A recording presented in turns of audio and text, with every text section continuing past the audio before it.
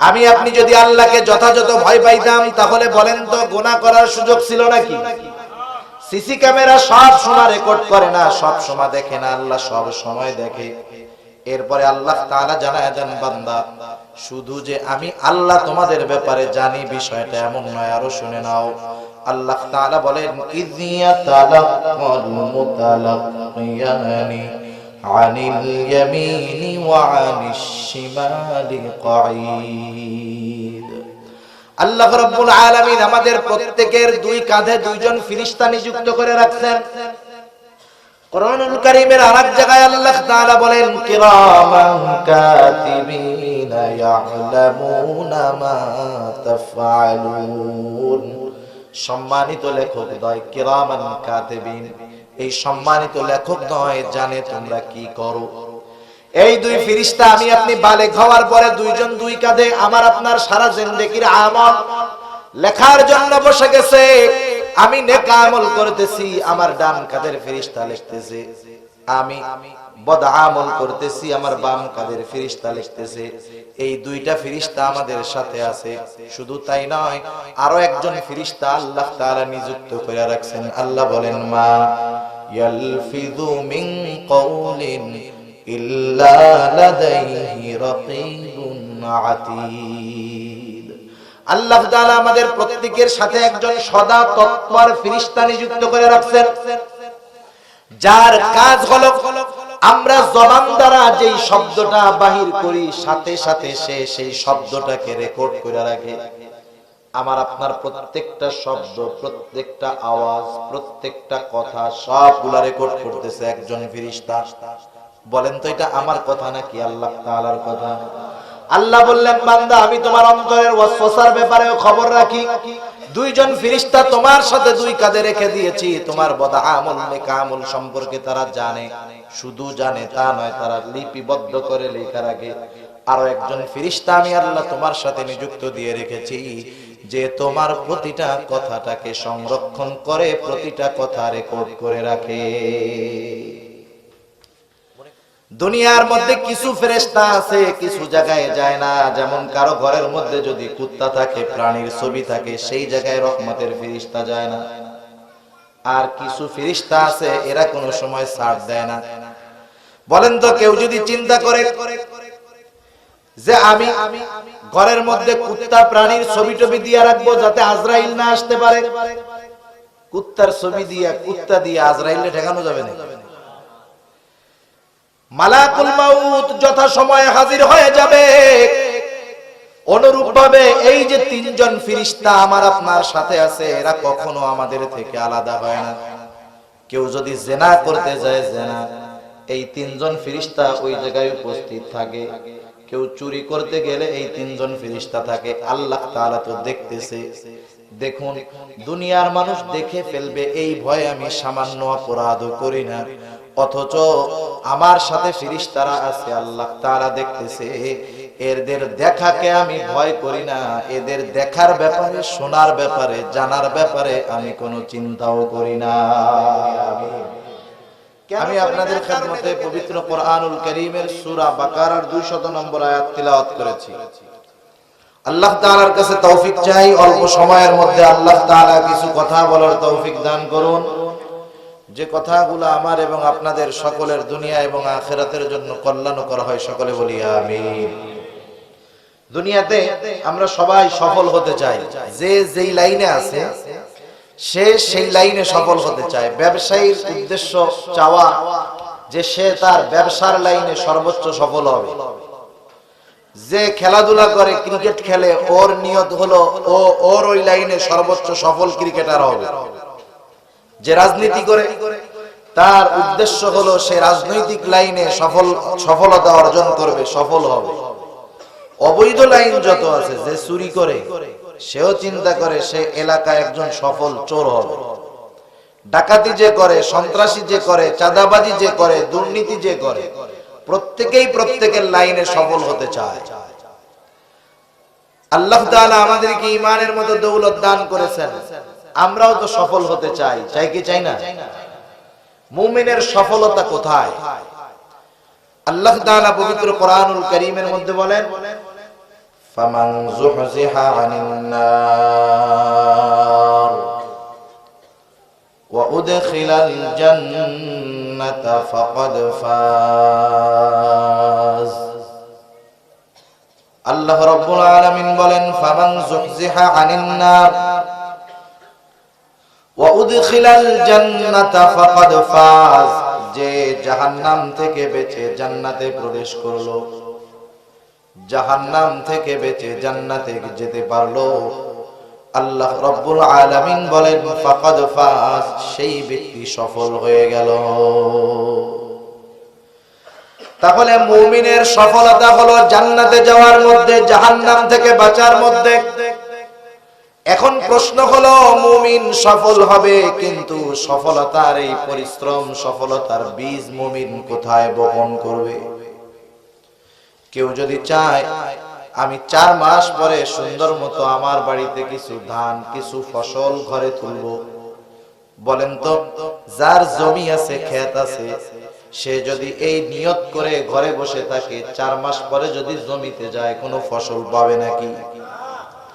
সেই লোকটা যদি 4 মাস পরে ফসলের আশায় আজকে থেকেই পরিশ্রম শুরু করে দেয়, তার জমিনের মধ্যে যেই আগাছা আছে, ময়লা আছে, ময়লাগুলোকে পরিষ্কার করে জমিনটাকে সুন্দর মতো চাষ দেয়, জমিনের মধ্যে পানি দেয়, ওই জমিনের মধ্যে যেই ফসল উৎপন্ন হওয়ার মতো সেই ফসলের চারা বা বীজ রোপণ করে, আস্তে আস্তে যখন অঙ্কুর হবে, গাছগুলা বড় হবে, যা প্রয়োজন ওষুধ সার যা প্রয়োজন সবগুলা যথাযথভাবে দিবে, ময়লা পড়লে পরিষ্কার করবে, ঘাস পড়লে, আগাছা পড়লে পরিষ্কার করবে। এইভাবে যখন 2.5 মাস 3 মাস সে তার ধানের যত্ন নিবে, আল্লাহ তাআলা যদি বড় কোনো বিপদ আপদ মুসিবত না দেন, 4 মাস পর আশা করা যায় সে তার ঘরের মধ্যে সুন্দরভাবে ফসল আনতে পারবে।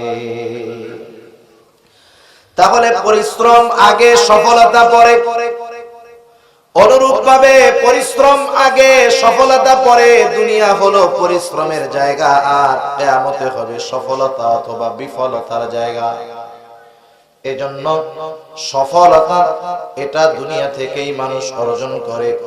যেমন আরেকটা জিনিস উদাহরণ দিলে বুঝতে সহজ হবে। এই যে সামনে এসএসসি পরীক্ষা আসতেছে, এসএসসি পরীক্ষা, এসএসসি পরীক্ষার মধ্যে একটা ছাত্র যখন হলে যায় পরীক্ষা দেওয়ার জন্য, পরীক্ষা শেষ হওয়ার 3 মাস পরে ছেলেটা রেজাল্ট পায়, কিন্তু 3 মাস পরে তার রেজাল্টটা কি হবে এটা পরীক্ষার হল থেকেই মোটামুটি নির্ধারিত হয়ে যায়, ঠিক কিনা বলেন? পরীক্ষার হলে তার পরীক্ষাটা যেমন হবে, 3 মাস পরে ফলাফলটা তেমনই হবে। অনুরূপভাবে দুনিয়ার মধ্যে যার আমল যেমন হবে, পরকালের ময়দানে তার ফলাফল, তার বিনিময়টা তেমন হবে।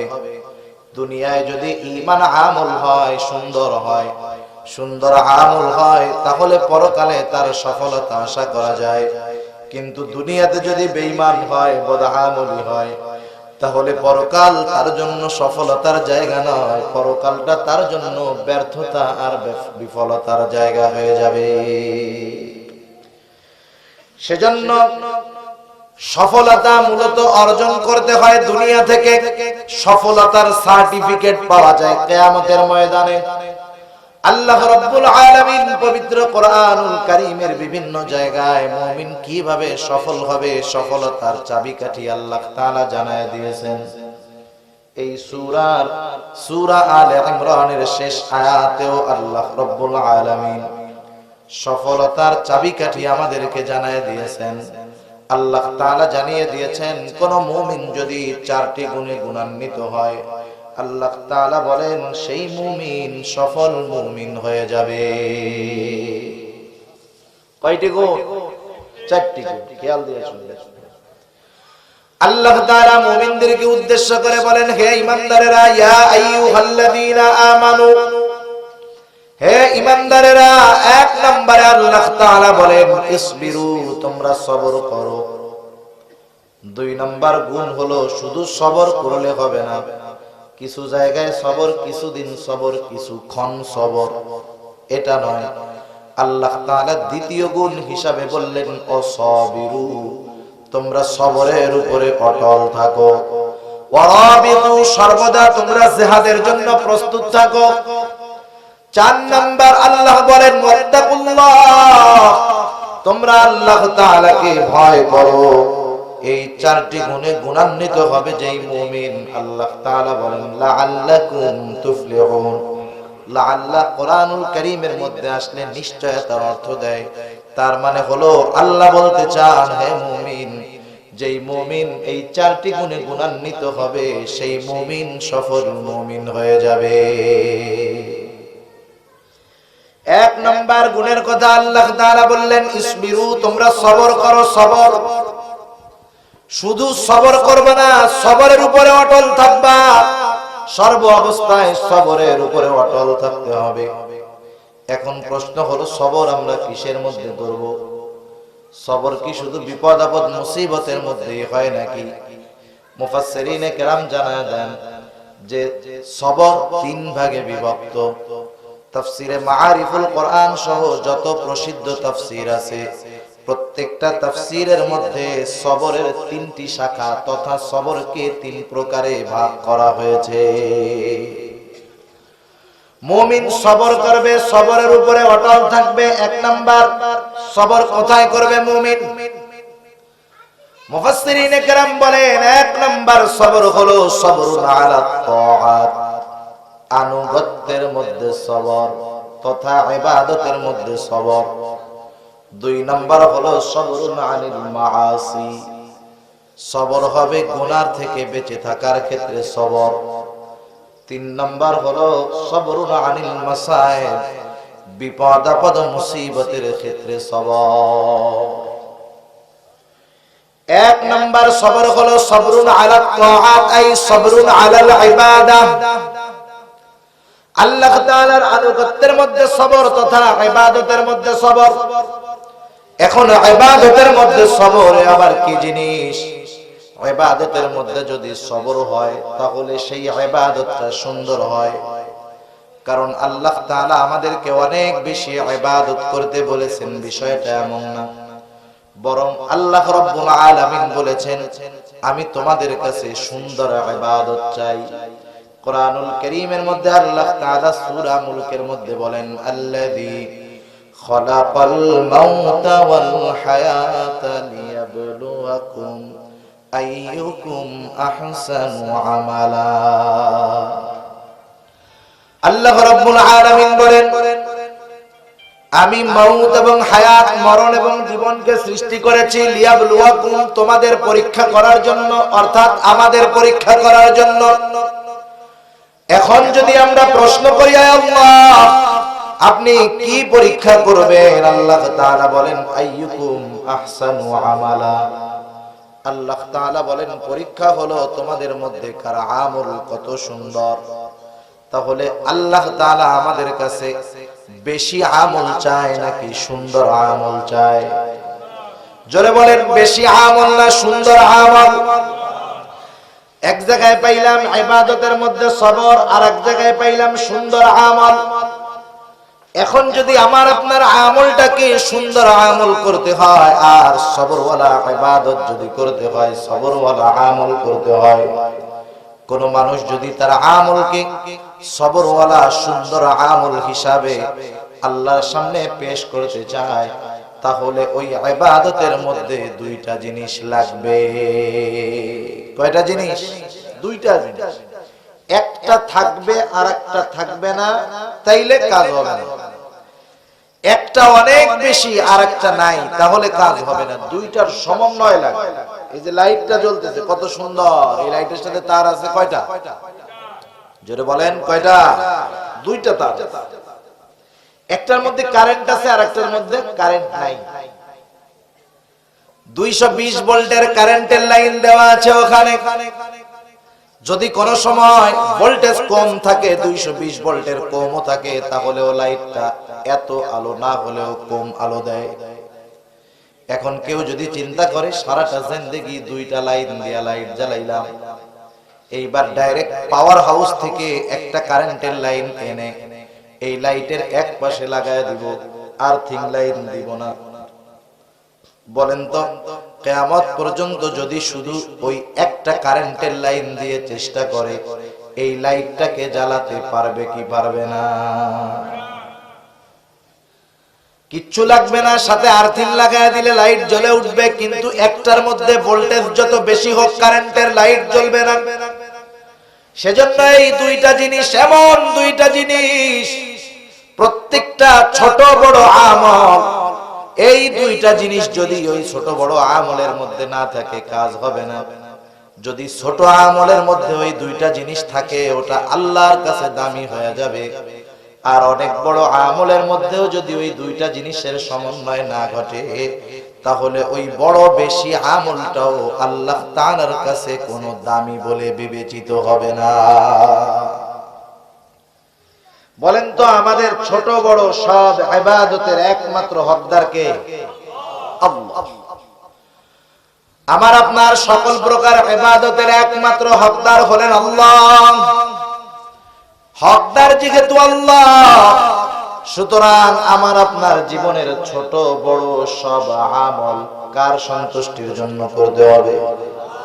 আল্লাহ তাআলার সন্তুষ্টির জন্য করতে হবে। এটার নামই হলো ইখলাস, নিয়তের পরিশুদ্ধতা, যে আমি আমার আমল ছোট হোক বড় হোক আল্লাহ তাআলার সন্তুষ্টির জন্য করব।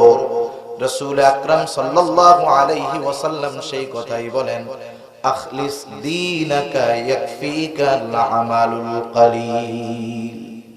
তোমার নিয়ত পরিশুদ্ধ করো, তোমার ইখলাসের পরিশুদ্ধতা অর্জন করো, অল্প আমল নাজাতের জন্য যথেষ্ট হয়ে যাবে। তাহলে আমার জিন্দেগীর ছোট বড় সব আমল হবে কার সন্তুষ্টির জন্য? জোরে বলেন, আল্লাহ তাআলার সন্তুষ্টির জন্য হবে। দ্বিতীয় বিষয় হলো দরকার হলো সুন্নাত, ইখলাস আর সুন্নাত তথা পদ্ধতি, সিস্টেম যাকে বলে। কোরআনুল কারীমের মধ্যে আমল করার আদেশ আছে, কিন্তু আমল করার সিস্টেম বর্ণনা করা নাই। যেমন নামাজ যে ফরজ, এটা জেনেছি আমরা কোরআনুল কারীমের মাধ্যমে। কোরআনের মধ্যে আল্লাহ তাআলা ৮২ জায়গায় নামাজের কথা বলছেন। কত গুরুত্বপূর্ণ একটি ইবাদত, আল্লাহ তাআলার ৮২ বার বলার দরকার নাই, একবার বললেই এটার গুরুত্ব হওয়ার জন্য যথেষ্ট। কিন্তু আল্লাহ তাআলা ৮২ জায়গায় নামাজের কথা উল্লেখ করেছেন। নামাজটা ফরজ।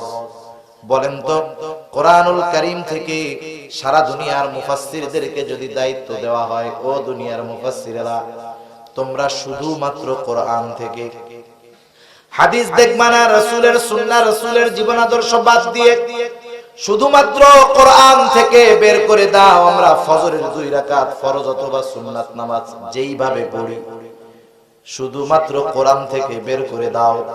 আপনারা বুঝে থাকলে বলেন তো, আল্লাহর নবীর সুন্নাহ হাদিস বাদ দিয়ে কিয়ামত পর্যন্ত যদি সারা দুনিয়ার উলামায়ে কেরাম চেষ্টা করে শুধুমাত্র কোরআন থেকে 2 রাকাত নামাজের পদ্ধতি বের করতে পারবে নাকি? তাহলে আদেশ আল্লাহর, পদ্ধতি রাসূলুল্লাহর। রাসূল আকরাম সাল্লাল্লাহু আলাইহি ওয়াসাল্লাম এইজন্য বলেন, সাল্লু কামা রাআইতুমুনি উসাল্লি। নামাজের আদেশ হলো আল্লাহ তাআলার। এখন নামাজ কিভাবে পড়বা? নবীজি বলেন, সাল্লু কামা রাআইতুমুনি উসাল্লি। তোমরা নামাজ ওইভাবে পড়ো যেইভাবে আমাকে তোমরা নামাজ পড়তে দেখো। এইরকম প্রতিটা ইবাদতের মধ্যে সুন্নাত আছে। সুন্নাত বিহীন কোনো ইবাদত নাই, সুন্নাত বিহীন কোনো ইবাদত নাই। প্রতিটা ফরজ ইবাদতের মধ্যেও সুন্নাত আছে, আর সুন্নাতের মধ্যে সুন্নাত তো আছে। সুবহানাল্লাহ। তাহলে ইবাদতের মধ্যে যদি সবর আনতে হয়, ইবাদতের মধ্যে যদি সৌন্দর্য আনতে হয়, তাহলে আমার আপনার ইবাদতের মধ্যে 2টা জিনিস দরকার। 1 নাম্বার, ইবাদতটা করতে হবে আল্লাহকে দেখানোর জন্য, আল্লাহর সন্তুষ্টির জন্য। 2 নাম্বার, ইবাদতটা করতে হবে রাসূলুল্লাহ সাল্লাল্লাহু আলাইহি ওয়াসাল্লামের পদ্ধতিতে। এই 2টা জিনিসের সমন্বয় যখন ঘটবে, প্রত্যেকটা আনুগত্যের মধ্যে যখন আমি এই 2টা জিনিসের সমন্বয় ঘটাবো, আমি ইবাদত তথা আনুগত্যের মধ্যে সবর অর্জন করতে সক্ষম হয়ে যাব। 2 নাম্বার হলো সবরুন আনিল মাআসি। পাপের ক্ষেত্রে বেঁচে থাকার মধ্যে সবর। এখন তো এমন একটা জামানা চলতেছে, যেই জামানায় গুনার থেকে বাঁচা তো কঠিন কঠিন। একটা সময় তো গুনাহ করার জন্য মানুষের গুনার কাছে যাওয়া লাগতো, এখন গুনাহ করার জন্য গুনার কাছে যাওয়া লাগে না, বরং গুনাহকে পকেটে নিয়ে ঘোরা যায়। কতজন তো গুনাহ পকেটে নিয়ে নামাজ পড়ে, রোজা রাখে, কতজন পারলে গুনাহ পকেটে নিয়ে হজ পর্যন্ত করতে যায়। গুনাহ পকেটে নিয়ে ঘোরা যায়। এক সময় যদি রাঙ্গুনিয়ার মানুষ চিন্তা করতো সিনেমা দেখবে, গুনার কাজ। 40 বছর আগে যদি কেউ মনে করতো যে আমি একটা সিনেমা দেখতে যাব, বলেন তো মন চাইলেই কি সিনেমা দেখার সুযোগ ছিল নাকি? চট্টগ্রাম শহরে যাওয়া লাগবে সিনেমা দেখতে, এরকম পাকা রোডও ছিল না, মজার মজার গাড়িও ছিল না। কত কষ্ট কইরা সপ্তাহে একদিন যাইয়া সিনেমা হল থেকে 3 ঘন্টা সিনেমা দেখার গুনাহ কইরা আসে। সপ্তাহে 3 ঘন্টা সিনেমা দেখবো, ওই 3 ঘন্টায় সিনেমা দেখার গুনাহ শেষ। এরপরে আস্তে আস্তে এলাকার মধ্যে টেলিভিশন আসলো, ব্যাটারি লাগিয়ে বড় বাসের মধ্যে অ্যান্টিনা লাগায়া টেলিভিশন দেখা শুরু হলো। এখন আর সপ্তাহে সিনেমা দেখার জন্য চট্টগ্রাম শহরে যাওয়া লাগে না, প্রতি জুমার পরে টেলিভিশনের মধ্যে সিনেমা দেখায়। যার বাড়িতে টেলিভিশন আছে সবাই বাড়িতে আসার পরে খাইয়া ঠাইয়া দৌড় দিয়া তার বাড়িতে চলে যায় সিনেমা দেখবে। আস্তে আস্তে কারেন্ট আসলো, ডিশের লাইন আসলো, এখন আর সিনেমা দেখার জন্য অপেক্ষা করতে হয় না, 1 সপ্তাহ সময় বসে থাকতে হয় না। ডিশের লাইনের বদৌলতে প্রতিদিন সিনেমা দেখা যায়। আস্তে আস্তে চ্যানেলের সংখ্যা বাড়লো, ভারতীয় চ্যানেলগুলা ঢুকলো। এইবার যেই অনুষ্ঠান রাতে কাজা হয়, সকালবেলা ওইটা আবার কাজাও দেখা যায়, ঠিক না? অনুষ্ঠান রাত্রে দেখতে পারে নাই, কাজে রান্না বান্না করছে, পরের দিন সকালবেলা তো ওইটার কাজা আছে, ওইটারে দেখা সেই কাজাটা পূরণ করার সুযোগ আছে। গুনাহ ছুটে গেছে, নো টেনশন। আপনি রাত্রে বেলায় এই সিনেমা দেখার গুনাহ করতে পারেন নাই, কোনো চিন্তা নাই, এই গুনাহ আপনারা আবার আগামীকাল সকালে করার সুযোগ করে দেওয়া হবে। এত সহজ আমাদের কাছে গুনাহটা, এত সহজ হচ্ছে, দিন যাচ্ছে আস্তে আস্তে। প্রযুক্তি বাড়লো, মোবাইল আসলো, ইন্টারনেট আসলো, স্মার্টফোন আসলো, মাল্টিমিডিয়া স্মার্টফোন চলে আসলো, ইন্টারনেটের কানেকশন হলো। এমন অবস্থা, এখন তো গুনার অবস্থা এইরকম, সিনেমা দেখার জন্য হলে যাইতে হয় না, ঘরে বসেও দেখা লাগে না। এখন যেখানে খুশি, যেভাবে খুশি, যা খুশি, যেথায় খুশি, একা একা দেখা যায়, সেই গুনাহগুলা করা যায়। টেলিভিশনও তো একটা নির্দিষ্ট জায়গায় বসে দেখতে হতো, যা দেখতেছে মা বাবা পরিবার পরিজনের মানুষজন দেখতে পারতো, কিন্তু মোবাইল তো আর কেউ দেখবে না। শীতের দিন 3 পাত্তা কম্বলের তলে ইন্টারনেট কানেকশন দিয়া কার সাথে কথা বলবে, কি গল্প করবে, কি দেখবে না দেখবে, ও আর আল্লাহ ছাড়া কেউ জানে না, ঠিক কিনা বলে? তাহলে দিন যাচ্ছে, গুনাহ থেকে বেঁচে থাকাটা আমাদের জন্য কঠিন হচ্ছে। আবার দুনিয়ার মধ্যে যত অপরাধ সংগঠিত হয়, এই অপরাধ কমানোর জন্য প্রযুক্তির সহায়তা নেওয়া হইতেছে। যেমন অপরাধ কমানোর জন্য সিসি ক্যামেরার বহুল ব্যবহার আমাদের দেশে শুরু হয়ে গেছে। দোকানে দোকানে, বাজারে বাজারে, সব জায়গায় সিসি ক্যামেরা আছে। বলেন তো, সিসি ক্যামেরা যত বাড়তেছে অপরাধ প্রবণতা তত কমে না বাড়ে? মনে রাখবেন, এই যে কিছুদিন পরে পুলিশে অনেক লোক নিবে শুনলাম, 1 লাখের মতো লোক নিবে পুলিশে। অনেক বেকার খুশি যে আমাদের এলাকায় তো মন্ত্রী সাহেব আছে, এই সুপারিশ টুপারিশ পেয়ে যদি পুলিশে চাকরি পাওয়া যায় তো ভালো। সে তো চিন্তা করতেছে তার জন্য ভালো বিষয়, বেকার মানুষ আসছি, পুলিশে চাকরি হইলে আমার চাকরি হবে, বিবাহ শাদী হবে, টেনশন যাবে। কিন্তু পুলিশ কেন বাড়ে, বা পুলিশ কেন বাড়ানোর দরকার? অপরাধ যেহেতু বাড়তেছে, সেই জন্যই পুলিশ বাড়ানোর দরকার, ঠিক কিনা বলে? তাহলে এই পুলিশের লোক নিয়োগ বাড়ানো মানে অপরাধ বাড়তেছে বোঝা যায়। সিসি ক্যামেরার বহুল ব্যবহার মানে দিন যাচ্ছে অপরাধ বাড়তেছে, এটাই আলামত। সেজন্য সিসি ক্যামেরা দিয়ে, পুলিশ দিয়ে পরিপূর্ণভাবে অপরাধকে দমন তো করাই যায় না, বরং দিন যাচ্ছে অপরাধ প্রবণতা দিন যাচ্ছে আর বাড়তেছে। কিছুদিন আগে যখন আমরা সবাই আন্দোলন কইরা ধর্ষণের সর্বোচ্চ শাস্তি মৃত্যুদণ্ড এই দাবি করলাম, আদালতের পক্ষ থেকে আমাদের দাবি মেনে নেওয়া হইল। ধর্ষণের সর্বোচ্চ শাস্তি মৃত্যুদণ্ড। কথা বুঝতে হবে যে ধর্ষণ করেছে একজন, এটা প্রমাণিত হলেই যে তাকে মৃত্যুদণ্ড দিবে তা না। তাকে মাননীয় আদালত চাইলে 6 মাস জেল দিতে পারে, চাইলে যাবজ্জীবন দিতে পারে, 10 বছর দিতে পারে। আদালত যদি চায় তাইলে তাকে সর্বোচ্চ ফাঁসি দিতে পারে। আবার রাষ্ট্রপতি যদি চায় বেকসুর ক্ষমাও করে দিতে পারে। ঠিক কিনা বলে? যাই হোক, মৃত্যুদণ্ড সর্বোচ্চ শাস্তি হলো ধর্ষণের।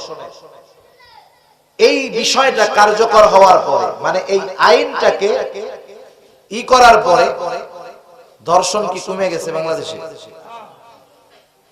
দেখেন, ধর্ষণের সর্বোচ্চ শাস্তি মৃত্যুদণ্ড, এই বিষয়টা কার্যকর করার পরেও কিন্তু আমাদের দেশ থেকে ধর্ষণ যায় নাই, গোনা যায় নাই, ব্যভিচার যায় নাই, বরং দিন যাচ্ছে অপরাধ আরো বাড়তেছে, দিন যাচ্ছে ধর্ষণ বাড়তেছে। তাহলে বোঝা গেল দুনিয়ার আইন করে, সিসি ক্যামেরা দিয়ে, পুলিশ বাড়িয়ে, আইনের কঠোরতা করে মূলত মানুষকে পাপের থেকে ফেরানো যায় না। কিন্তু কোন ব্যক্তি যদি তার অন্তরের মধ্যে কিছু বিষয়কে দৃঢ়ভাবে গেঁথে নিতে পারে, কিছু বিষয়ের উপরে সে যদি পরিপূর্ণ ঈমান রাখতে পারে, তাহলে তার গুনাহ থেকে বাঁচাটা সহজ হয়ে যাবে।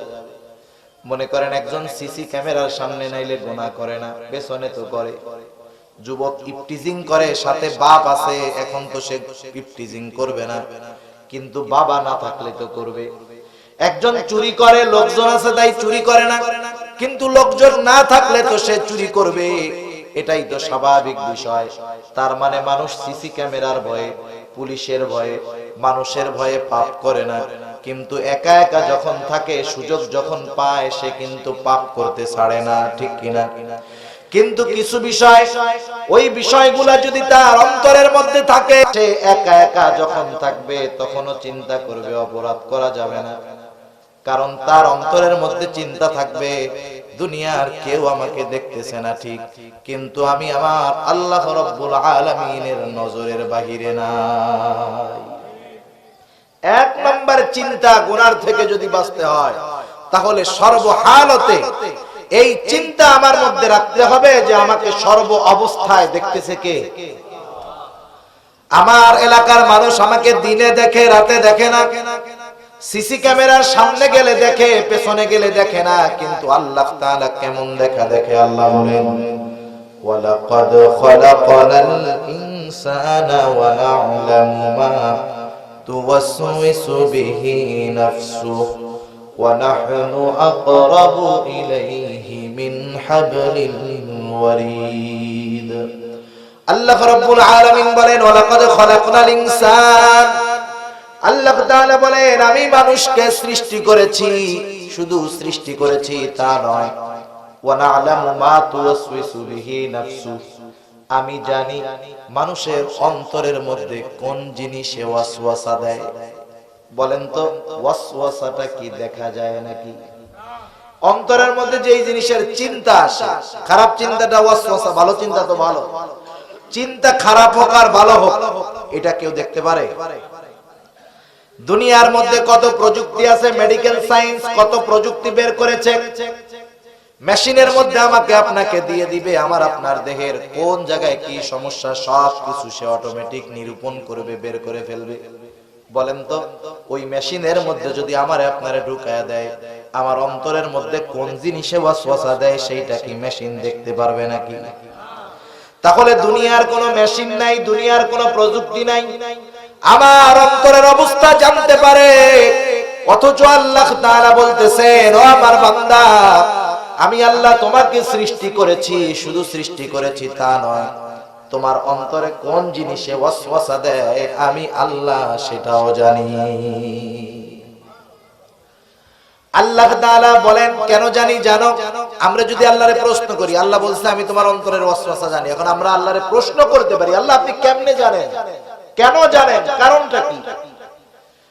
আবার আপনার প্রশ্ন যদি এমনটা হয়, তাহলে আল্লাহর জবাব হলো, আমার গোলাম এটা জানার কারণ হলো নাহনু আকরাবু ইলাইহি মিন হাবলিল ওয়ারিদ। এটা জানার কারণ হলো আমি তোমার যে শাহরাগ আছে, আমি আল্লাহ তোমার তার চাইতে বেশি নিকটবর্তী।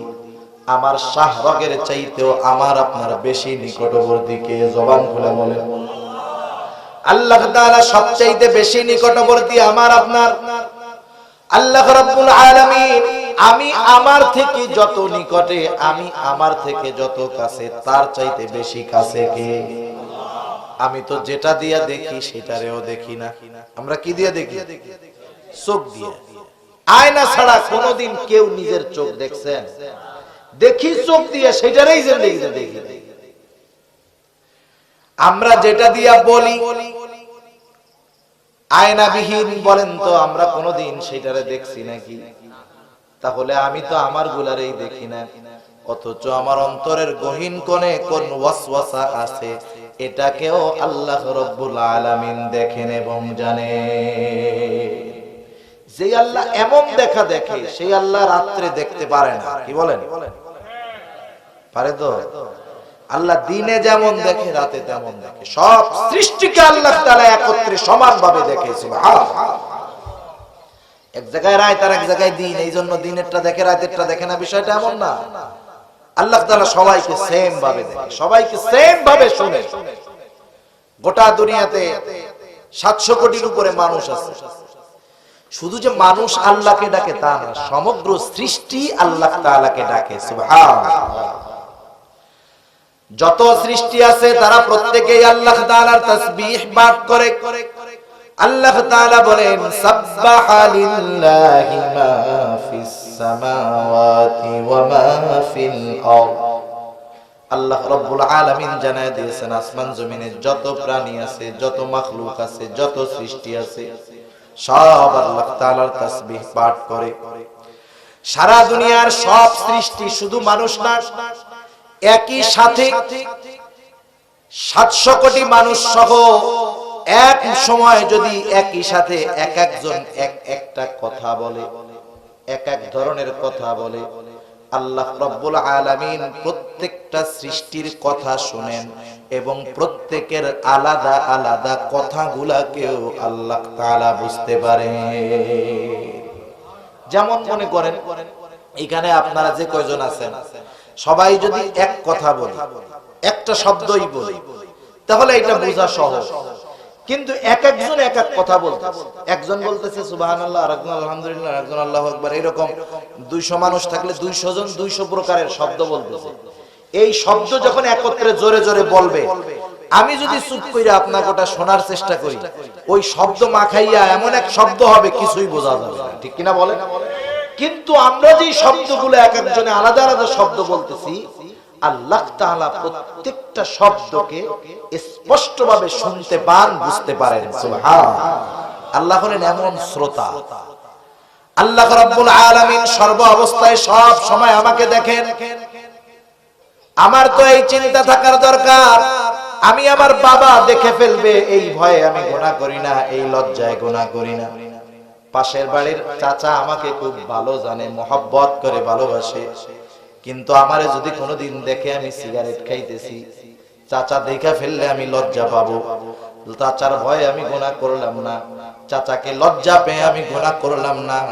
অথচ রাসূলুল্লাহ সাল্লাল্লাহু আলাইহি ওয়াসাল্লাম বলেন, মুমিনের তো আল্লাহর ব্যাপারে সবচাইতে বেশি লজ্জাশীল হওয়া উচিত। আমি দুনিয়ার মাখলুককে, দুনিয়ার আসবাবকে ভয় পেয়ে গুনাহ করি না, অথচ আমি আল্লাহর ভয়ে গুনাহ ছাড়ি না। তার মানে আমি আল্লাহর ভয় পাই না। আমি আপনি যদি আল্লাহকে যথাযথ ভয় পাইতাম, তাহলে বলেন তো গুনাহ করার সুযোগ ছিল নাকি? সিসি ক্যামেরা সব সময় রেকর্ড করে না, সব সময় দেখে না, আল্লাহ সব সময় দেখে। এরপরে আল্লাহ তাআলা জানায় দেন, বান্দা শুধু যে আমি আল্লাহ তোমাদের ব্যাপারে জানি বিষয়টা এমন নয়, আরো শুনে নাও। আল্লাহ তাআলা বলেন, ইযিয়া তালাক্কাল মুতালাক্কিয়ানি আনিল ইয়ামিনি ওয়া আনিশ শিমালি কাঈদ। আল্লাহ রাব্বুল আলামিন আমাদের প্রত্যেকের দুই কাঁধে দুইজন ফেরেশতা নিযুক্ত করে রাখছেন। কুরআনুল কারীমের আরেক জায়গায় আল্লাহ তাআলা বলেন কিরামান কাতিবিনা ইয়ালামুনা মা তাফআলুন। সম্মানিত লেখক দয় কিরামান কাতিবিন, এই সম্মানিত লেখক দয় জানে তোমরা কি করো। এই দুই ফেরেশতা আমি আপনি বালেগ হওয়ার পরে দুইজন দুই কাঁধে আমার আপনার সারা জিন্দেগির আমল লেখার জন্য বসে গেছে। আমি নেক আমল করতেছি, আমার ডান কাঁধের ফেরেশতা লিখতেছে। আমি বদ আমল করতেছি, আমার বাম কাঁধের ফেরেশতা লিখতেছে। এই দুইটা ফেরেশতা আমাদের সাথে আছে। শুধু তাই নয়, আরো একজন ফেরেশতা আল্লাহ তাআলা নিযুক্ত করে রাখছেন। আল্লাহ বলেন মা ইয়ালফিযু মিন কওলিন ইল্লা লাদাইহি রাকীবুন আতীদ। আল্লাহ তাআলা আমাদের প্রত্যেকের সাথে একজন সদা তৎপর ফেরেশতা নিযুক্ত করে রাখছেন, যার কাজ হলো আমরা জবান দ্বারা যেই শব্দটা বাহির করি সাথে সাথে সে সেই শব্দটাকে রেকর্ড করে রাখে। আমার আপনার প্রত্যেকটা শব্দ, প্রত্যেকটা আওয়াজ, প্রত্যেকটা কথা সবগুলা রেকর্ড করতেছে একজন ফেরেশতা। বলেন তো এটা আমার কথা নাকি আল্লাহ তাআলার কথা? আল্লাহ বললেন বান্দা আমি তোমার অন্তরের ওয়াসওয়াসার ব্যাপারেও খবর রাখি। দুইজন ফেরেশতা তোমার সাথে দুই কাঁধে রেখে দিয়েছি। তোমার বদ আমল নেক আমল সম্পর্কে তারা জানে, শুধু জানে তা নয়, তারা লিপিবদ্ধ করে লেখা রাখে। আরো একজন ফেরেশতা আমি আল্লাহ তোমার সাথে নিযুক্ত দিয়ে রেখেছি, যে তোমার প্রতিটা কথাটাকে সংরক্ষণ করে, প্রতিটা কথা রেকর্ড করে রাখে।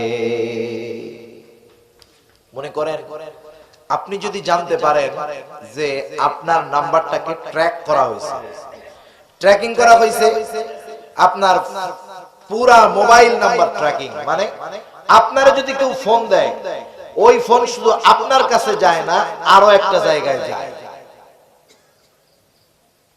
এখন এটা যদি আপনার কাছে খবর আসে, তাহলে আপনি অপর প্রান্তে যার সাথে কথা বলবেন উল্টা পাল্টা বলবেন নাকি? যে আমার নাম্বার তো প্রশাসন ট্র্যাকিং করছে, আমার প্রত্যেকটা কথা প্রশাসনের কানে যাইতেছে। আপনি খুব সুন্দরভাবে কথা বলবেন, এমন ভাবে কথা বলবেন আপনার মতো সুফি সাহেব জিন্দেগিতে একটাও নাই। যেই যুবক সারা রাত টক টাইম দিয়ে বেগানা নারীর সাথে কথা বলে, ও যদি জানতে পারে ওর নাম্বারে ফোন আসলে শুধু ওর কাছে যায় না, ওর আব্বার কাছেও যায়। তাইলে দুনিয়ার বিশ্ব সুন্দরীও যদি ফোন দেয়, কথার কথা আসমানের হুর নাই মেয়ে সেও যদি ফোন দেয়, বলবে যে না না না আমি এসব কথাবার্তা বলি না, আমার মতো ভালো ছেলে আছে না। ঠিক কিনা বলে?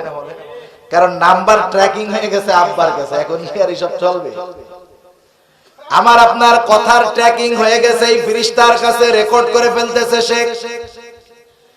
দুনিয়ার মধ্যে কিছু ফেরেশতা আছে কিছু জায়গায় যায় না। যেমন কারো ঘরের মধ্যে যদি কুত্তা থাকে, প্রাণীর ছবি থাকে, সেই জায়গায় রহমতের ফেরেশতা যায় না। আর কিছু ফেরেশতা আছে এরা কোনো সময় ছাড় দেয় না।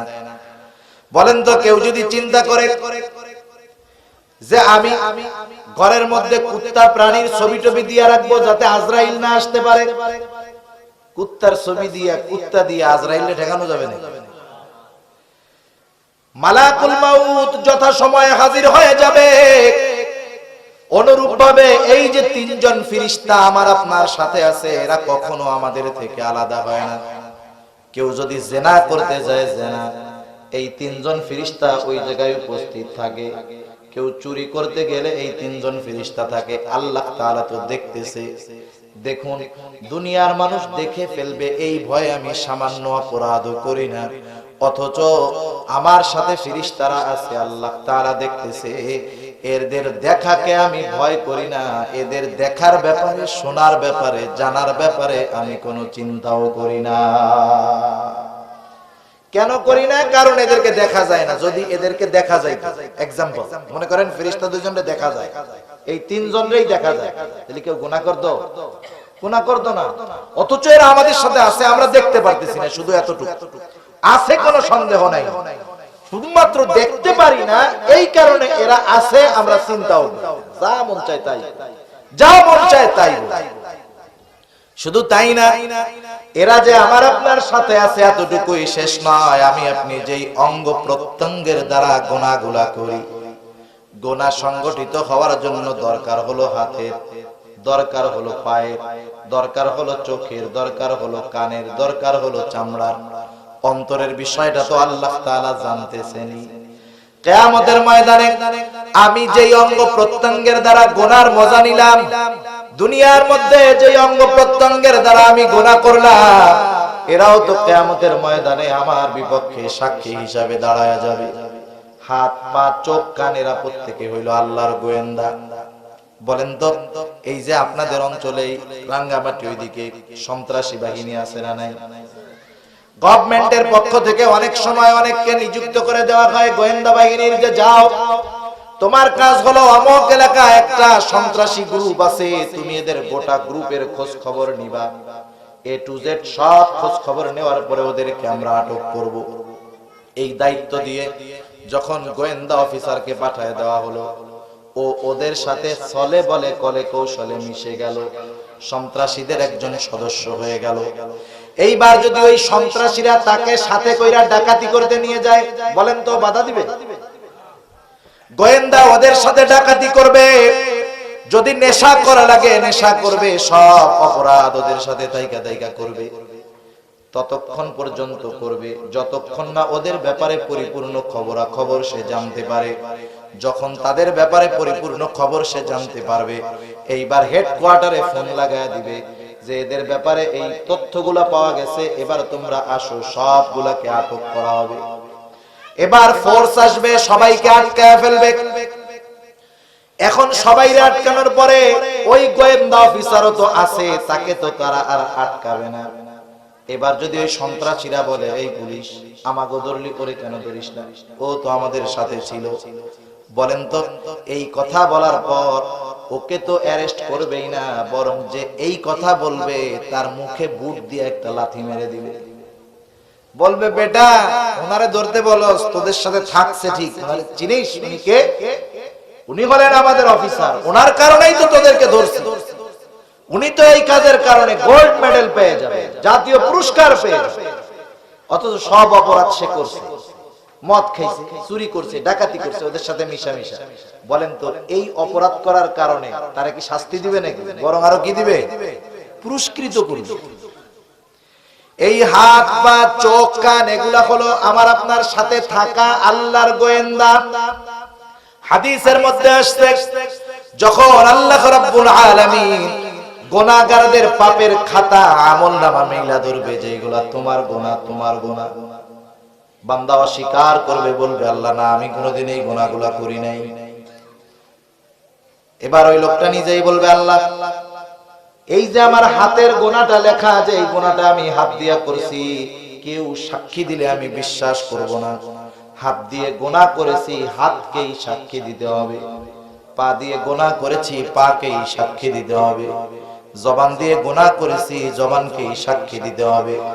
চোখ দিয়ে গোনা করেছি, চোখকেই সাক্ষী দিতে হবে। কান দিয়ে গোনা করেছি, কানকেই সাক্ষী দিতে হবে। চামড়া দিয়ে গোনা করেছি, চামড়াকেই সাক্ষী দিতে হবে। ও মনে করবে হাত, পা, চোখ, কান এইগুলা ওর বিরুদ্ধে সাক্ষী দিতে পারবে না, কিন্তু আল্লাহ তাআলা কোরআনুল কারীম সূরা ইয়াসিনের মধ্যে বলেন, আল ইয়াউমা নাখতিমু আলা আফওয়াহিহিম ওয়া তুকাল্লিমুনা আইদিহিম ওয়া তাশহাদু আরজুলুহুম বিমা কানু ইয়াকসিবুন। আল্লাহ রাব্বুল আলামিন বলেন, আজকের এই দিন অর্থাৎ কিয়ামতের দিন, নাখতিমু আলা আফওয়াহিহিম, আমি তাদের মুখের উপরে মোহর মেরে দিব, তারা কথা বলতে পারবে না, তাদের বাক শক্তি রুদ্ধ হয়ে যাবে। আল্লাহ তাআলা বলেন, ওয়া তুকাল্লিমুনা আইদিহিম, আমার সাথে কথা বলবে তাদের হাত, ওয়া তাশহাদু আরজুলুহুম, সাক্ষী দিবে তাদের পা, বিমা কানু ইয়াকসিবুন, তারা হাত পা দ্বারা কি উপার্জন করেছে সব তারা আমি আল্লাহর কাছে বলে দিবে। শুধু তাই নয়, আল্লাহ তাআলা আরো এক জায়গায় বলেন, শাহিদা আলাইহিম সামউহুম ওয়া আবসারুহুম ওয়া জুলুদুহুম বিমা কানু ইয়াকসিবুন। আল্লাহ তাআলা বলেন, সাক্ষী দিবে তাদের বিরুদ্ধে, শাহিদা আলাইহিম, তাদের বিরুদ্ধে সাক্ষী দিবে, তাদের চোখ, তাদের কান, তাদের চামড়া তাদের বিরুদ্ধে সাক্ষী দিবে।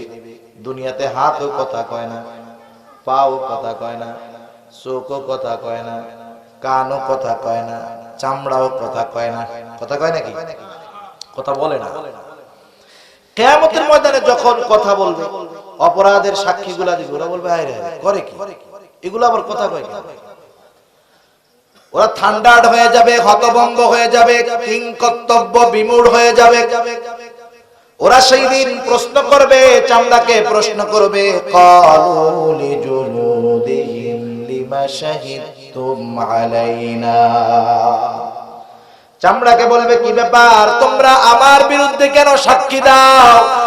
দুনিয়াতে তো তোমরা কথা বলতে পারতা না, কথা বলতা না, কোনোদিন পাপ থেকে আমাদেরকে ফিরাও নাই। তুমি হাত দিয়ে কত পাপ করলাম, কোনোদিন ক্লান্ত হও নাই, বাধাও দাও নাই। পা দিয়ে কত পাপ করলাম, ও পাপ, তুমি তো কোনোদিন মানা করো নাই। কান দিয়ে কত গান শুনলাম, খারাপ কথা শুনলাম, কোনদিন তো তুমি ক্লান্ত হও নাই, কোনদিন তো আমাদেরকে বাধা দাও নাই। চোখ দিয়ে কত গুনাহ করলাম, ঘন্টার পর ঘন্টা মোবাইলে দেখলাম, কোন ফাঁকে যে রাত শেষ তার খবরও নাই। কত দেখা দেখলাম মোবাইলের স্ক্রিনে, কত দেখা দেখলাম বেগানা নারী, কোনদিন তো তুমি আমাদেরকে বাধা দাও নাই। চামড়া, তোমার দ্বারা কত অন্যায় করলাম, কত খারাপ কথা বললাম জবান দিয়া, জিহ্বা দিয়া, কোনদিন তো বাধা দাও নাই, কোনদিন তো কথাও বলো নাই, মানাও করো নাই। এইবার ওই চামড়া জবাব দিবে, ক্বালু আনতাকানাল্লাহুল্লাযী আনতাকা কুল্লা শাই। আজকে আমাদেরকে কথা বলার ক্ষমতা আল্লাহ তাআলা দিয়েছেন, যিনি সবাইকে কথা বলার ক্ষমতা দিয়েছেন। সুতরাং দেখুন, এই দুনিয়ার মধ্যে আমি যখন একটা পাপ করি, তখন আমার পাপটা দেখে কে? জোরে বলেন। আমার পাপটা দেখে আল্লাহ, লেখে কে? ফেরেশতা। আমি যদি কোনো পাপের কথা বলি, শোনে কে? এই পাপের কথাটা সংরক্ষণ করে রাখে কে? ফেরেশতা। আবার যেই অঙ্গ প্রত্যঙ্গ গুলো দিয়ে আমি পাপগুলা করি, তারাও এগুলা জমা করে রাখছে। কিয়ামতের ময়দানে আমার পাপের কথা তারা আল্লাহ তাআলার কাছে বলে দিবে। এক সিসি ক্যামেরায় ভয় পাপ করো না, কিন্তু দেখো আল্লাহ আছে, ফেরেশতা আছে, তিনজন। তোমার অঙ্গ প্রত্যঙ্গ গুলো তোমার বিপক্ষে সাক্ষী। এই চিন্তা যদি কোনো মানুষের অন্তরে ঢুকে, বলেন তো ওই বেটা গুনাহ করতে পারে, পাপ করতে পারে, মিথ্যা কথা বলতে পারে, মানুষকে ঠকাইতে পারে? তার মানে এই চিন্তাগুলো আমাদের মধ্যে নাই। যদি থাকে তাহলে আমরা গুনাহ থেকে সবর করতে পারবো, সব গুনাহ থেকে আমরা বাঁচতে পারবো। এরপরে হলো সবরের 3 নম্বর প্রকার। সবরের 3 নম্বর প্রকার হলো সবরুন আনিল মাসায়েব, বিপদ আপদ মুসিবতের ক্ষেত্রে সবর। বিপদ আপদ মুসিবত এটা হলো মুমিনের পরীক্ষা। দুনিয়ার মধ্যে প্রত্যেকটা মুমিনকেই পরীক্ষার সম্মুখীন হতে হবে, এটা স্বাভাবিক ব্যাপার। কিন্তু আল্লাহ তাআলা হঠাৎ করে পরীক্ষা নেবেন এমনটা আল্লাহ বলেন নাই। আপনাদের এলাকার সবচেয়ে মেধাবী যে ছাত্রটা, সে রাতের বেলা গিয়া ঘুমাইলো, সকাল বেলায় ঘুম থেকে উঠার পরে তাকে ডাক দিয়ে বলা হলো, চল আজকে 10টা সাবজেক্টেই তোর পরীক্ষা দেওয়া লাগবে।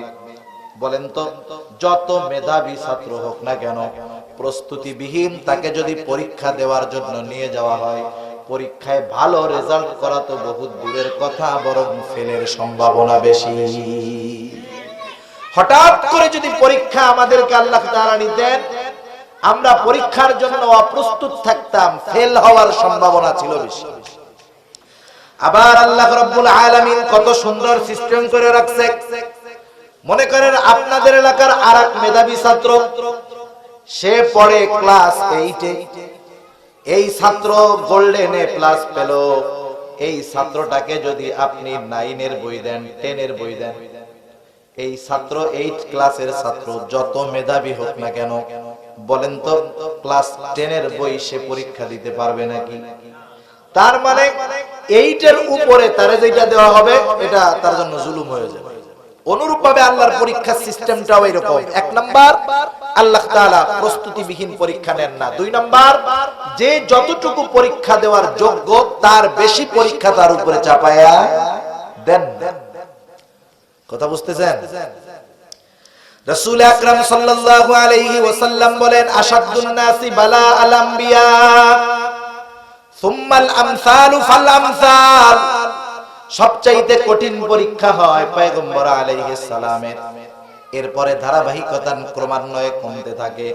তার মানে যার ঈমানের অবস্থা যেমন তার পরীক্ষাটা হয় তেমন। বলেন তো, ঈমানের অবস্থা যেমন পরীক্ষাও হয় তেমন। তারপরেও কি সব মুমিন পরীক্ষায় পাশ করে?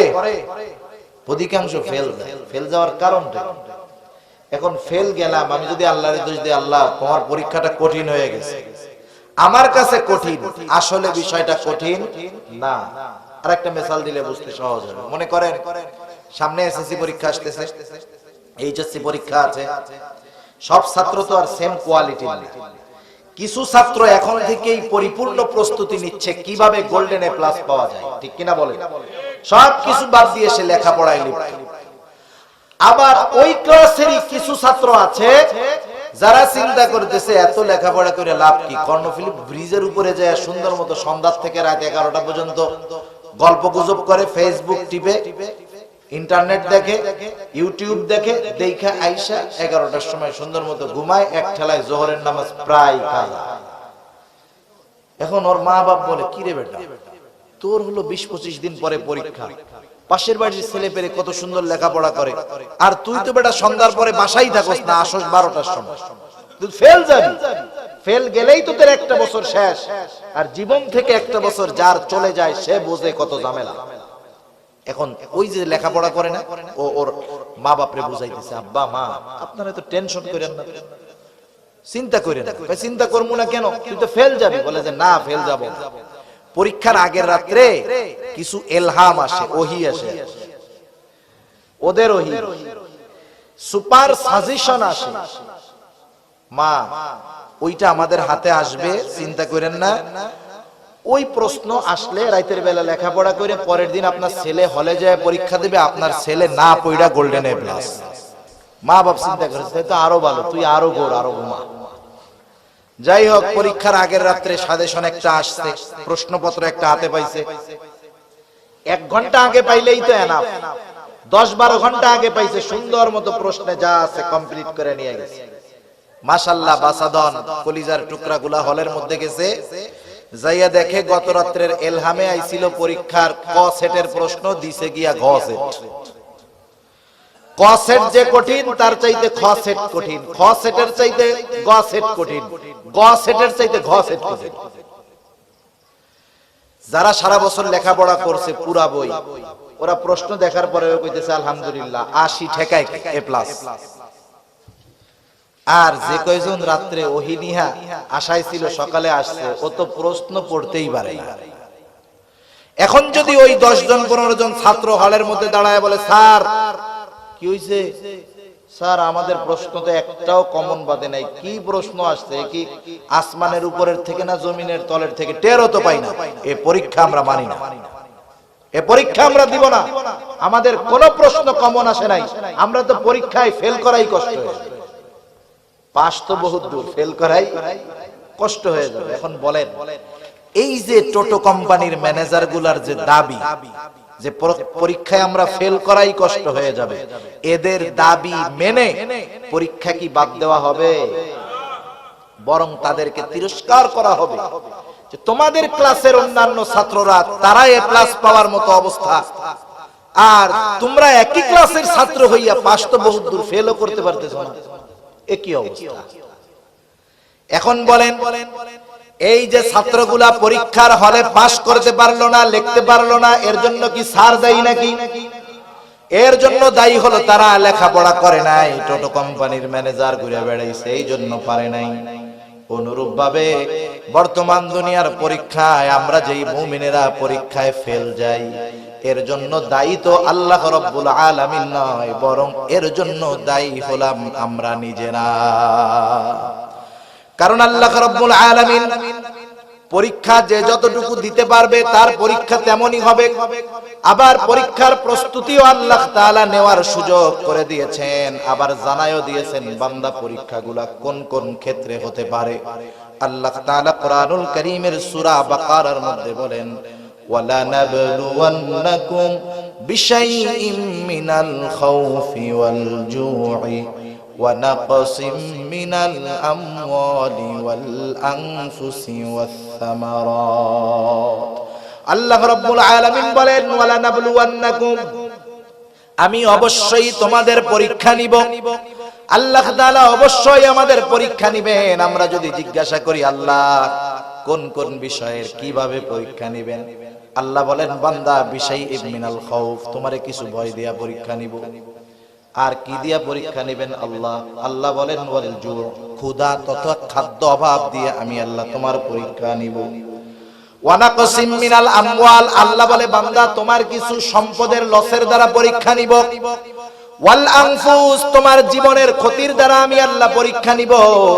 ওয়াস সামারাত, আমার বান্দা ফসলের ক্ষতির মাধ্যমে পরীক্ষা নিব।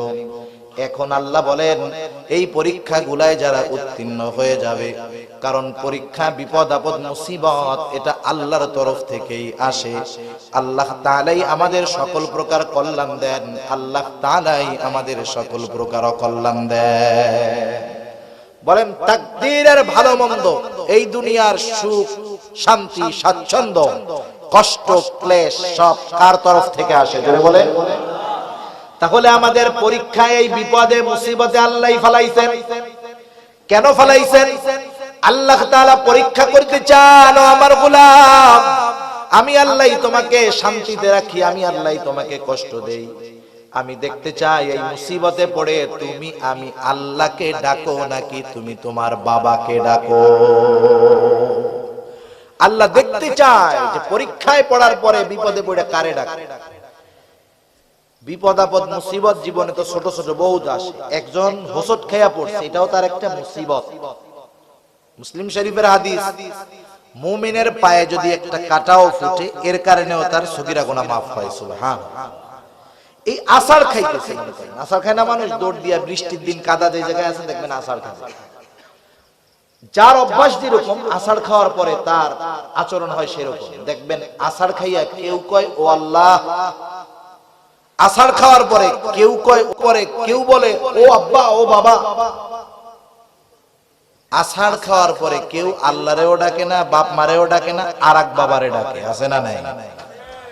তাহলে আষাঢ় খাওয়ার পরে বিপদ আসার পরে মুখ দিয়ে আল্লাহ শব্দ আসাটা এটা যেন তেন ব্যাপার। কারণ কানেকশন যার সাথে আছে বিপদের সময় তার কথা তার নামটা আগে মুখ দিয়ে আসে, ঠিক কিনা বল? এজন্য মুমিন যখন বিপদে পড়ে আগে মাজারে মানত করে না, আগে ডাকে কাকে? জোরে বলেন। কারণ মুমিনকে আল্লাহ তাআলা জানায় দিয়েছেন, ও আমার গোলাম বিপদ তো আমি দিয়েছি, পরীক্ষা করতেছি যে বিপদে পড়ে তুমি কি করো। আবার আল্লাহ এও জানায় দিলেন, বান্দা বিপদে তো সাহায্যের প্রয়োজন, তুমি সাহায্য যখন প্রয়োজন তুমি কি করবা?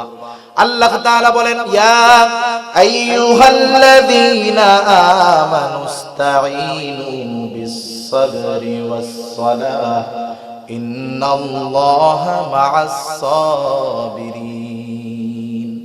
আল্লাহ তাআলা ঈমানদারদেরকে উদ্দেশ্য করে বলেন, হে ঈমানদারেরা, বিপদ আপদ মুসিবতে সাহায্যের প্রয়োজন, ইস্তাঈনু, আমি আল্লাহ তাআলার কাছে সাহায্য চাও। আল্লাহ হলেন আহকামুল হাকিমিন। আপনাদের এলাকার মাননীয় মন্ত্রী মহোদয়ের কাছে আপনারা যদি কেউ কোনো বিপদে সহযোগিতা চাওয়ার জন্য ইচ্ছা করেন, বলেন তো মন চাইলেই গিয়া মন্ত্রী সাহেবের কাছে সাহায্য চাওয়া যাবে নাকি?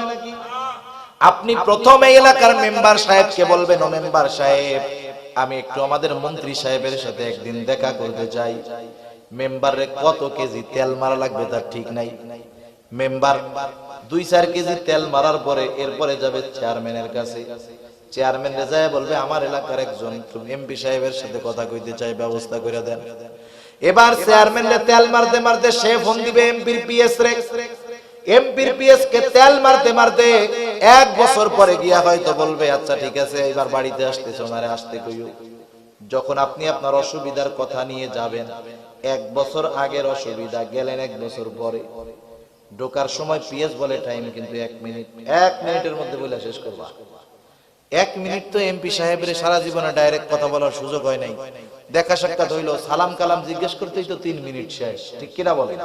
বিসমিল্লাহ পড়তেই কারি আব্দুল বাসিতের 5 মিনিট শেষ, তাই কোরআন শরীফ পড়তে তো আরো 1 ঘন্টা লাগবে। আপনি ঢুইকাই সালাম কালামে 2 মিনিট শেষ, ওই পাশ দিয়া পিএস ডাকছে তাড়াতাড়ি বলে, তাড়াতাড়ি বলে। আপনি আপনার আসল কথাটাই বলার সুযোগ পাইলেন না, ঠিক কিনা বলেন?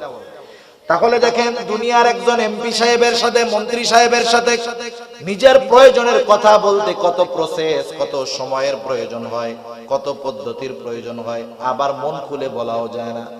কিন্তু আহকামুল হাকিমিন রব্বুল আরশিল আযীম, আমার আপনার খালেক রাজাধিরাজ রব্বুল আলামিনের সাথে কথা বলার কত সুযোগ, সেই আল্লাহ তাআলাই সরাসরি বলতেছে, মুমিন আমি আল্লাহর কাছে সাহায্য চাও, দুনিয়ার কোনো ভায়া মাধ্যম তোমার ধরা লাগবে না, 2টা পদ্ধতি অবলম্বন করবা। সেটা কি? আল্লাহ বলেন, ইস্তাঈনু বিস-সাবরি ওয়াস-সালাহ, সবর এবং সালাত, ধৈর্য এবং নামাজের মাধ্যমে আমি আল্লাহর কাছে সাহায্য চাও। তোমার কোনো মাজারে যাওয়া লাগবে না, কোনো পীরের দরবারে যাওয়া লাগবে না। আমি আল্লাহ তোমাকে বিপদ দিয়েছি, আমি আল্লাহই তোমাকে বিপদ থেকে উদ্ধার করব। তুমি কোন মাজারে যাইবা, যাই দেখবা, খোঁজ নিয়ে দেখো মাজারওয়ালাই বড় বিপদে আছে, ঠিক না? কোন কবরে যাও, সে যায় দেখো সেই বড় বিপদে আছে। কোন পীরের কাছে গিয়া তুমি সাহায্য চাইবা, সেই পীরই বড় বিপদে আছে, ঠিক কিনা বলেন? সেজন্য তুমি আমি আল্লাহর কাছে সরাসরি সাহায্য চাও। ইস্তাঈনু বিস-সাবরি ওয়াস-সালাহ, সবরের উপরে থাকো আর সালাতে দাঁড়ায় যাও। আল্লাহ তাআলা বলেন, এই 2টা গুণ যেই মুমিনের মধ্যে আছে, তথা বিপদ আপদ মুসিবতের মধ্যে সালাত এবং সবরের উপরে নির্ভর করে।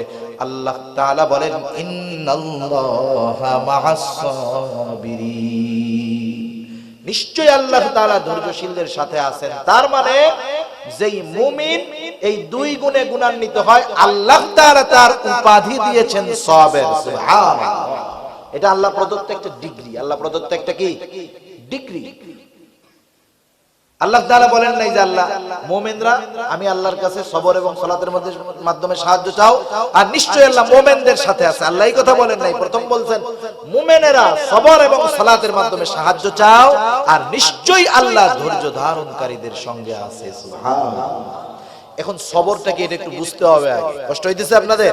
আর অল্প সময়ের মধ্যে শুনেন, বিপদ আপদ মুসিবত যখন আসে, শরীয়ত প্রদত্ত বৈধ পন্থা বিপদ থেকে উদ্ধার হওয়ার জন্য গ্রহণ করা, এটা খারাপ কোনো কিছু না, বরং এটাই নিয়ম। মনে করেন আপনি আমি বিপদে পড়ছি, টিউমার হইছে, একজন টিউমার, অ্যাপেন্ডিসাইড হইছে বা হার্টে প্রবলেম হইছে, এখন তার অপারেশন দরকার আছে না নাই? রাসূল আকরাম সাল্লাল্লাহু আলাইহি ওয়াসাল্লাম সহিহ হাদিসের মধ্যে বলেন যে তোমরা অসুস্থ হলে চিকিৎসা করো। তার মানে চিকিৎসা নবীজির সুন্নাত। সুবহানাল্লাহ। এখন আমরা চিকিৎসা গ্রহণ করব, কিন্তু আমার আস্থা, আমার বিশ্বাস চিকিৎসক এবং ওষুধ বা চিকিৎসা সামগ্রীর উপরে থাকবে। এজন্য দেখবেন হসপিটালে গিয়া দেখবেন মাঝে মধ্যে আমরা দেখি গভীর রাত যুবক মানুষ নামাজের মধ্যে দাঁড়ায় গেছে, লম্বা সময় ধরে নামাজ পড়তেছে। নামাজের পরে জিজ্ঞাসা করা হলো, কি ভাই এত লম্বা নামাজ, দীর্ঘ সময়ের মোনাজাত, কারণটা কি? এইবার ছেলেটা বলতেছে, হুজুর আমি আমার স্ত্রীকে অপারেশন থিয়েটারের অপারেশনের টেবিলের মধ্যে শোয়ায় রেখে আসছি, সে এখন অপারেশন থিয়েটারে আছে। বাংলাদেশের শ্রেষ্ঠ ডাক্তার তার অপারেশন করতেছে। হুজুর একটু দোয়া করেন। আমিও আল্লাহর কাছে দোয়া করতেছি যাতে করে অপারেশনটা সাকসেসফুল হয়। অপারেশন করে ডাক্তার, দোয়া করে কার কাছে? এটাও সবরের অন্তর্ভুক্ত। আল্লাহ তাআলা এটাই চায় যে বান্দা যত ওষুধ হোক আর যত ডাক্তার হোক সবকিছু ওরা করবে, কিন্তু মূল চাবিকাঠি হলো আমি আল্লাহর হাতে। এখন যদি কেউ বিপদে পড়ে বৈধ পন্থা অবলম্বন করে, এটা সবরের বহির্ভূত জিনিস না। কিন্তু বিপদে পড়ে আসবাবের সাহায্য নিয়ে আসবাবের উপরে ভরসা রাখা যাবে না। ওষুধ খাইতেছি, জ্বর হইছে, জ্বর হইলে ওষুধ খাইলেই ভালো হয় এমনটা না, বরং আল্লাহ যারটা ভালো করবে, আল্লাহ যেই ওষুধ আমার জন্য কার্যকর করবে সেটাই কার্যকর হবে, ঠিক কিনা বলেন? এজন্য ওষুধ খাওয়ার সময় গ্রামের মানুষ সহজ সরল বোঝে না তো, কি কয়? আল্লাহ শাফি, আল্লাহ কাফি, আল্লাহ মাফি। ওষুধ খাইতেছে দোকান থেকে আইনা, কিন্তু সাহায্য চাইতেছে কার কাছে? শব্দগুলো যদিও হাদিস সম্মত না, কিন্তু সেই ইয়াকিনের সাথে বলে তো যে আল্লাহ আপনি মাফ করেন, আপনি যথেষ্ট হন, আপনি রোগ মুক্তি দান করেন। এটাই মূল কথা। এই ভিতরে থাকলে সবরের বহির্ভূত হবে না। কিন্তু যদি এমন হয় খবর আইছে বিপদের, সাথে সাথে মান্নত করে বসছে আগামী ওরসে 5টা খাসি বাবার দরবারে। বিপদ আসার সাথে সাথে কি মানত করছে? খাসি একটা বাবার দরবারে। কাম খালাস, সবর থেকে সে বাইরে হয়ে গেছে। সেজন্য বিপদ আপদ মুসিবতে শরীয়ত সমর্থিত পদ্ধতি গ্রহণে কোনো বাধা নাই, কিন্তু ভরসা থাকতে হবে কার উপর? আওয়াজ দিয়ে বলেন, আল্লাহ তাআলার উপর ভরসা থাকতে হবে। সেই জন্য আল্লাহ আমাদের বিপদ দিতে পারে, ভয় দিতে পারে, ক্ষুধা দিয়ে পরীক্ষা করতে পারে। আল্লাহ তাআলা মালের ক্ষতি, জানের ক্ষতি, ফসলের ক্ষতি দিয়ে পরীক্ষা করতে পারে। এই বিপদ আপদ মুসিবত যখন আসবে শরীয়ত সমর্থিত পদ্ধতি গ্রহণ করব, আল্লাহর কাছে সাহায্য চাবো।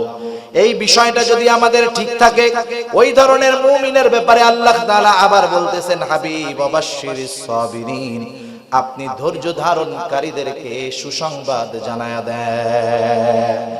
সুসংবাদ কাদের জানাবেন জানেন? আল্লাযীনা ইযা আসাবাতহুম মুসিবাতুন ক্বালু ইন্না লিল্লাহি ওয়া ইন্না ইলাইহি রাজিউন। আল্লাহ রাব্বুল আলামিন বলেন, সুসংবাদ হলো এই সমস্ত মানুষের জন্য, আল্লাযীনা ইযা আসাবাতহুম মুসিবাহ, যখন তাদের কাছে কোনো বিপদ আপদ উপস্থিত হয়, তথা তারা যখন কোনো বিপদ আপদ মুসিবতের মধ্যে পতিত হয়ে যায়, তারা কি বলে? তারা বলে ইন্না লিল্লাহি ওয়া ইন্না ইলাইহি রাজিউন। এই দোয়া মুখস্থ আছে না সবার? এটা গ্রামের কিছু কিছু মানুষ বলে যে এটা হলো মানুষ মরার দোয়া। কিসের দোয়া? মানুষ মরার দোয়া। একজন যদি জোরে জোরে এই দোয়া পড়ে, যার জানে নাই ওকে কে মারা গেছে, কারণ ও মনে করছে ইন্না লিল্লাহি ওয়া ইন্না ইলাইহি রাজিউন, মনে হয় খালি মানুষ মরলেই পড়তে হয়। বিষয়টা তা না। ছোট বড় যত বিপদ আছে সব বিপদে এই দোয়া পড়তে হবে। শিক্ষা দিছে কে? আল্লাহ। এই দোয়ার সাথে আরেকটা হাদিস আছে রাসূল সাল্লাল্লাহু আলাইহি ওয়াসাল্লামের, এর সাথে একটা ঘটনা আছে। আমি অল্প সময়ের মধ্যে এটা বলে আলোচনা শেষ করব, 10 মিনিটের মধ্যে ইনশাআল্লাহ। রাসূল আকরাম সাল্লাল্লাহু আলাইহি ওয়াসাল্লামের একজন সহধর্মিণী, ওনার নাম হলো উম্মে সালামা রাদিয়াল্লাহু তাআলা আনহা। নাম কি বলেন? উম্মে সালামা। উম্মে সালামা রাদিয়াল্লাহু তাআলা আনহা, ওনার স্বামীর নাম হলো আবু সালামা। উম্মে সালামা রাদিয়াল্লাহু তাআলা আনহা বলেন, আবু সালামার সাথে আমার সংসার জীবন খুব ভালোভাবে অতিবাহিত হইতেছে। আমাদের আত্মীয় স্বজন কেউ আমাদের সাথে নাই। আমরা স্বামী স্ত্রী আর আমাদের 2টা সন্তান আছে, আর একটা সন্তান আমার পেটের মধ্যে। আমি ঘরে অবস্থান করি। আমি আবু সালামার সম্পদ এবং সন্তানদের রক্ষণাবেক্ষণ করি, আর আবু সালামা বাহিরের কাজ করে রাসূলুল্লাহ সাল্লাল্লাহু আলাইহি ওয়াসাল্লামের দরবারে যায়। আল্লাহর নবীর কাছে গিয়া যা কিছু শিখে আসে, আবু সালামা বাসায় এসে আমাকে ওইগুলা আবার শিখায়া দেয়। একদিন আমি ঘরের মধ্যে কাজ করতেছি, হঠাৎ আবু সালামা আল্লাহর রাসূলের দরবার থেকে আসলেন। আজকে আবু সালামার চেহারাটা বড় হাস্য উজ্জ্বল দেখা যায়। আমি জিজ্ঞাসা করলাম, ও আবু সালামা, আপনার চেহারাটা এত হাস্য উজ্জ্বল দেখা যাচ্ছে কেন? আবু সালামা বলে, ও উম্মে সালামা, আজকে রাসূলুল্লাহ সাল্লাল্লাহু আলাইহি ওয়াসাল্লাম আমাদেরকে চমৎকার একটা আমল শিখিয়ে দিয়েছে। বিপদ আপদ মুসিবতে এই আমলটা করার জন্য আমাদেরকে বলা হয়েছে। কি সেই আমল? উম্মে সালামাকে এবার আবু সালামা বলতেছি, শোনো, রাসূলুল্লাহ সাল্লাল্লাহু আলাইহি ওয়াসাল্লাম বলেছে, তোমরা যখন কোনো বিপদ আপদ মুসিবতে পড়বা, সেটা যত ছোট হোক আর যত বড় হোক, সাথে সাথে তোমরা পড়বা ইন্না লিল্লাহি ওয়া ইন্না ইলাইহি রাজিউন। আল্লাহুম্মা আজুরনি ফি মুসিবাতি ওয়া আখলুফ লি খায়রাম মিনহা। এই দোয়াটা তোমরা পড়বা। সহিহ মুসলিমের হাদিস। আল্লাহ রাসূল এটা শিখাই দিয়েছেন সাহাবাদের। ইন্না লিল্লাহি ওয়া ইন্না ইলাইহি রাজিউন। ইন্না লিল্লাহ, নিশ্চয়ই আমরা আল্লাহর জন্যই, ওয়া ইন্না ইলাইহি রাজিউন, আবার আমরা আল্লাহর কাছে ফিরে যাব, আল্লাহর কাছেই আমরা প্রবর্তন করব। এরপরে বললাম আল্লাহুম্মা আজুরনি ফি মুসিবাতি, আয় আল্লাহ আমি যেই মুসিবতে পড়েছি সেটা থেকে আমাকে উদ্ধার করেন, সেই বিপদ থেকে আমাকে বাঁচান। এরপরে কি বললাম, ওয়া আখলুফ লি খায়রাম মিনহা, তার মানে এই মুসিবতের দ্বারা আমি যা হারিয়েছি খায়রাম মিনহা, এর চাইতে উত্তমটা আপনি আমাকে দিয়ে দেন। আল্লাহর রাসূলের হাদিস, কোনো সন্দেহ নাই, কেউ যদি 100% ইয়াকিনের সাথে পড়ে অবশ্যই তার এই আমলের দ্বারা ফায়দা হবে। মনে রাখতে হবে, আমাদের যে কোনো আমলের ফজিলতের অনেক হাদিস আমরা শুনি না, সেই আমল ঠিকই করি কিন্তু সেই ফজিলত আমরা পাই না। আমাদের প্রশ্ন আছে অনেক সময় অন্তরের মধ্যে যে এই আমল হাদিসে পাইলাম, হুজুররা শিখাইয়া দিল, এত করি মাগার কাম হয় না কেন? দোষ হুজুরেরও না, দোষ হাদিসেরও না, দোষ হইলো আমার নিজের। আমি 100% ইয়াকিনের সাথে যদি পড়তে পারি, ইখলাসের সাথে পড়তে পারি, আমার জন্য এটা কাজ করবে। যাই হোক, উম্মে সালামা তো দোয়া শিখা রাখছে। কিছুদিন পরে উহুদ যুদ্ধের দামামা বেজে গেল। সবার সাথে আবু সালামা উহুদ যুদ্ধে অংশগ্রহণ করলো। দুইটা বর্ণনা, এক বর্ণনা আবু সালামা উহুদ যুদ্ধে শাহাদাত বরণ করলো, আর এক বর্ণনায় প্রচন্ড আহত হলো। সে যাই হোক, একদিন হঠাৎ করে আবু সালামা ঘরের মধ্যে ঘরের কাজ করতেছে। উম্মে সালামা হঠাৎ করে একজন দৌড় দিয়া খবর দিয়া গিয়া গেল, ও উম্মে সালামা, তোমার স্বামী আবু সালামা দুনিয়ায় নাই, সে কিন্তু মৃত্যুবরণ করেছে। উম্মে সালামা কাজ করতেছে এমত অবস্থায়। আপনাদের কি মনে হয়, কারো ঘরে দুইটা সন্তান, পেটে আরেকটা সন্তান, দেখার মতো কেউ নেই, এই মুহূর্তে যদি কোনো মেয়ের কাছে খবর আসে, সাথে সাথে আইসা বলে তোমার স্বামী মারা গেছে, বলেন তো সে কি করবে? এক চিৎকার দিয়া হয়তো অজ্ঞান, নাইলে এমন চিৎকার দিবে পাড়ার বুড়া বুড়ি, পুরুষ, যুবক যুবতী যা আছে সব ওই জায়গায় হাজির হবে। ঠিক কিনা বলেন? মাথার চুল চাপড়ানো শুরু করবে, বলবে আমার সব শেষ, সব গেল রে, আমার কি হইব, আমার পোলাপানের কি হইব, সব শেষ, সব শেষ। কিন্তু উম্মে সালামার কাছে যখন আইসা খবর দিল, উম্মে সালামা চুল চাপড়ায় নাই, চিৎকার দেয় নাই। উম্মে সালামা চিৎকার করে নাই, আল্লাহকে অভিযোগ করে নাই, আল্লাহর ব্যাপারে অভিযোগ দায়ের করে নাই যে আল্লাহ আপনি কি করলেন। উম্মে সালামা যখন এই খবরটা শুনলো, বলেন তো একজন স্ত্রী হিসাবে ওই মুহূর্তে উম্মে সালামার কাছে এর চাইতে বড় মুসিবত আর কিছু হতে পারে নাকি? উম্মে সালামা এই খবরটা যখন পাইছে, সাথে সাথে মনে পড়ে গেছে রাসূলুল্লাহ সাল্লাল্লাহু আলাইহি ওয়াসাল্লাম শিখায়া দিয়েছে, স্বামীর কাছ থেকে শিখে রাখছে। সে সাথে সাথে পড়ছে, ইন্না লিল্লাহি ওয়া ইন্না ইলাইহি রাজিউন, আল্লাহুম্মা আজুরনি ফি মুসিবাতি ওয়া আখলুফ লি খায়রাম মিনহা। সাথে সাথে পড়ে ফেলছে। উম্মে সালামা রাদিয়াল্লাহু তাআলা আনহা বলেন, আমি তো এই আমলটা করলাম, ইতিমধ্যে আমার পেটের সন্তানও দুনিয়ার মধ্যে আসলো, দিন যায়, আমার অভাব আরো বেড়ে যাইতেছে, খুব কষ্টে আমি দিন যাপন করতেছি। আমার কষ্টের খবর সবার কাছে পৌঁছায়া গেছে। রাসূল আকরাম সাল্লাল্লাহু আলাইহি ওয়াসাল্লাম আমার কষ্টের ব্যাপারে জানতে পারলেন। একদিন দুপুর বেলায় আমি আমার চামড়ার পানির মশ ছিঁড়ে গেছে, ওইটারে আমি খেজুরের পাতা দিয়ে সেলাই করতেছিলাম। হঠাৎ দেখতে পাইলাম রাসূলুল্লাহ সাল্লাল্লাহু আলাইহি ওয়াসাল্লাম দুপুর বেলা আমার বাড়ির দিকে আসতেছেন। আমি যখন নিশ্চিত হলাম যে আল্লাহর নবী আমার বাড়িতেই আসতেছে, এইবার আমি ঘরের মধ্যে গেলাম, আল্লাহর রাসূলের জন্য বসার ব্যবস্থা করলাম। রাসূলুল্লাহ সাল্লাল্লাহু আলাইহি ওয়াসাল্লাম আমার জীর্ণ কুটিরের মধ্যে বসলেন, আমার এবং আমার সন্তানদের খোঁজ খবর নিলেন। আমি আমার সব কষ্টের কথা, অসুবিধার কথা আল্লাহর নবীর কাছে বললাম। রাসূলুল্লাহ সাল্লাল্লাহু আলাইহি ওয়াসাল্লাম আমার সব কথাগুলা শুনলেন। আমার কথা শেষ, এইবার রাসূল সাল্লাল্লাহু আলাইহি ওয়াসাল্লাম আমাকে বিবাহের প্রস্তাব দিলেন। আল্লাহর রাসূল বিবাহের প্রস্তাব দিলেন একজন মেয়ে হিসাবে। মনে করেন একটা ছেলে একটা মেয়ের বিবাহের প্রস্তাব দিয়েছে। স্বাভাবিক কি হয়, বিবাহ বাড়িতে যাওয়ার পরে যখন মেয়ের কাছ থেকে কবুল আনতে পাঠায় না, কোন মেয়ে যদি যাইয়া বলার সাথে সাথে হাইসা দিয়া বলে কবুল কবুল কবুল, তাইলে আশেপাশে কি লজ্জাই নেই।